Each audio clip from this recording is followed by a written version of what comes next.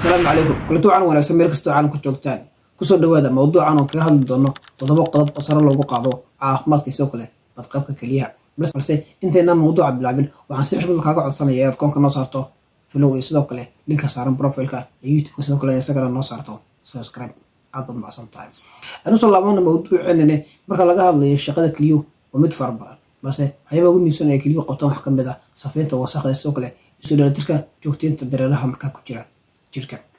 hadaba todobada qodob waxay kala yihiin kuwan soo socda kow in qofka hada jiro waxa qof marka biyaha ku dadaalo cabitaankooda waxaa la soo jeedinaya qofku inuu cabo 8 koob oo biyo maalintii oo dhiganta 2 litir oo biyo marka laga hadlayo cabitaanka biyo waxa jirka ka harta Soomaaliya soo kale waxyaabaha wasaqda in marka ku jira qowlka dhiigga taas marka dhici karta haddii qofku aanu biyaha cabin in jirka marka dib lagu celiyo taasina ay keeni karto in dhaawacdo kaliyaha sidoo kale in hoos u dhigto shaqadii kaliyaha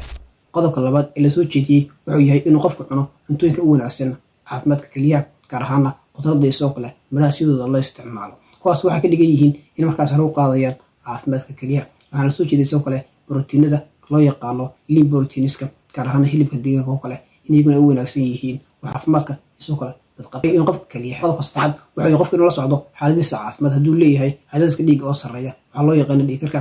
iyo hadduu leeyahay macaan ama sonkorow taas oo ka dhigan in qofku bedelo hab nololeedkiisa sidoo kale qodobka afraad in qofku sameeyo jimicsi joogto ah jimicsigu wuxuu hoos u dhigayaa cadaadiska dhiigga ee sareeya sidoo kale wuxuu joogteynayaa sonkorta ku jirta dhiig-wareega taasoo wanaagsan caafimaadka guud ahaan kaliyaha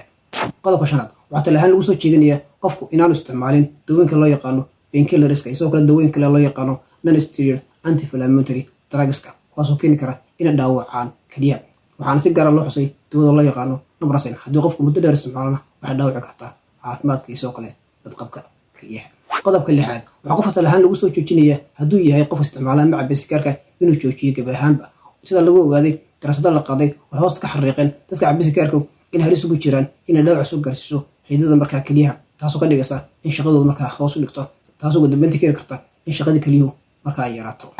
ugu dambeyntii waxaa talo caafimaad lagu soo jeedinayaa hadda jeer qofka la socdo xaaladiisa caafimaad taasoo ka dhigan inuu si joogta u sameeyo baaritaan gaar ahaan hadduu leeyahay cudurrada sida cadaadiska dhiigga oo sarreeya waxaa loo yaqaano dhiigkarka iyo sidoo kale macaanka ama sonkorowga tani kula dambe hukumadsan daawashadiinne nabadgelyo.